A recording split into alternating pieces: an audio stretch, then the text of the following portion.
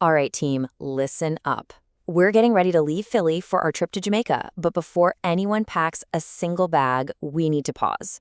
We actually need to completely rethink pretty much everything we assume about short-term mission trips.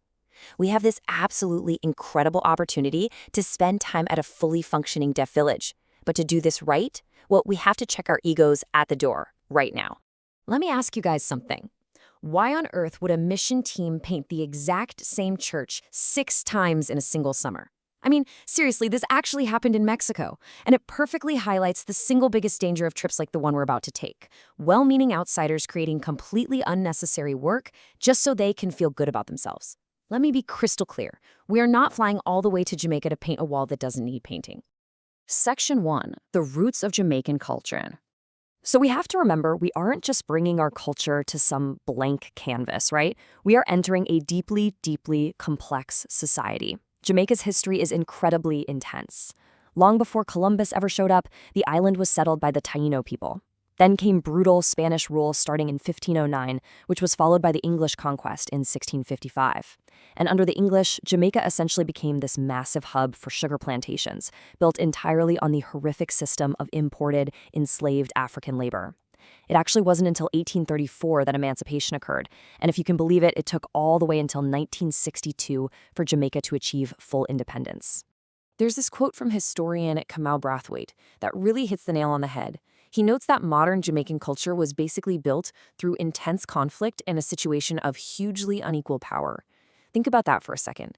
As Americans stepping foot into Jamaica today, we are carrying our own historical and economic power with us, whether we realize it or not. We absolutely have to be incredibly sensitive to how that power dynamic impacts every single person we interact with on this trip. Section 2. The Deaf Cultural Experience. Okay, so we're going to a village that is run entirely by native Jamaicans who are deaf. It is so absolutely vital for us to understand that deaf culture isn't just about surface level stuff, like wearing a hearing aid or what clothes you wear. It's the deep culture that really matters here. They have their own unique social etiquette, a shared sign language, and a completely visual orientation to the world. They do not see themselves as broken, not at all. They're a distinct cultural minority. And hey, remember, none of us from Philly speak their language yet. We are the foreigners here, guys. The deaf community has built a thriving, vibrant culture entirely on their own terms. Being deaf is not a medical deficit for us to go in and fix. It's a rich, shared norm for them. Because they share this visual access to the world, they've built an incredibly tight-knit community. We have to constantly remember that we are the outsiders getting the privilege of stepping into their world, and we need to respect that from day one. Section 3. Confronting Ableism in Church. Now, to serve this community well, we actually have to do some hard work on ourselves first and unpack some of our own toxic theology.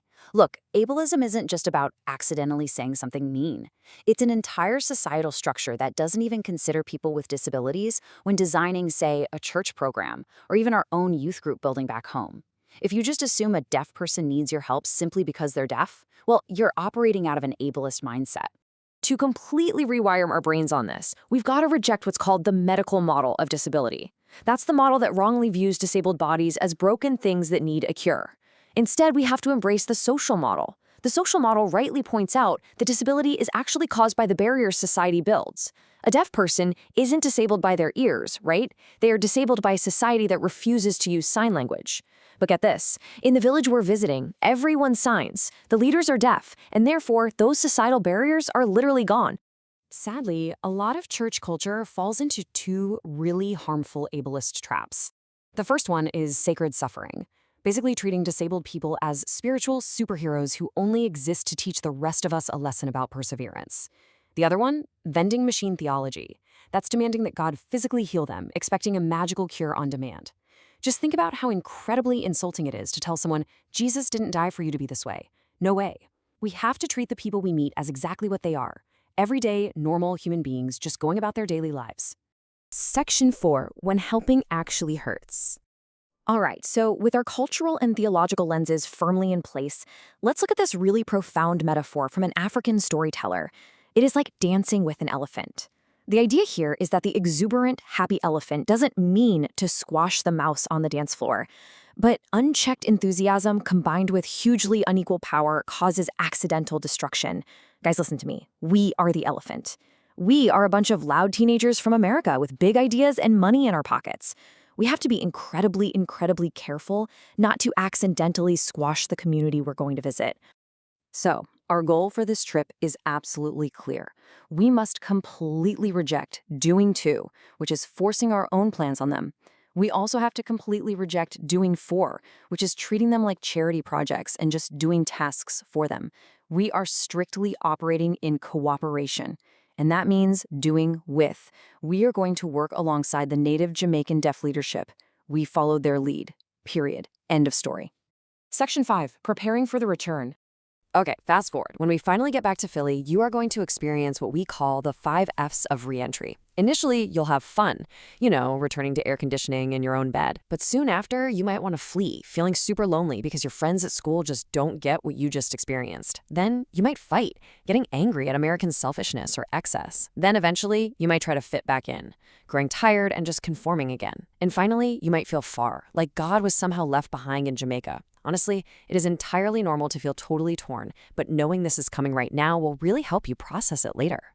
So I'm going to leave you all with this ultimate challenge to evaluate your own posture right now, today. Are you boarding that plane hoping to be a savior with a paintbrush, or are you ready to humbly cooperate, learn, and truly work alongside our brothers and sisters in Jamaica? Let's get our minds right and let's get ready to do this trip the right way.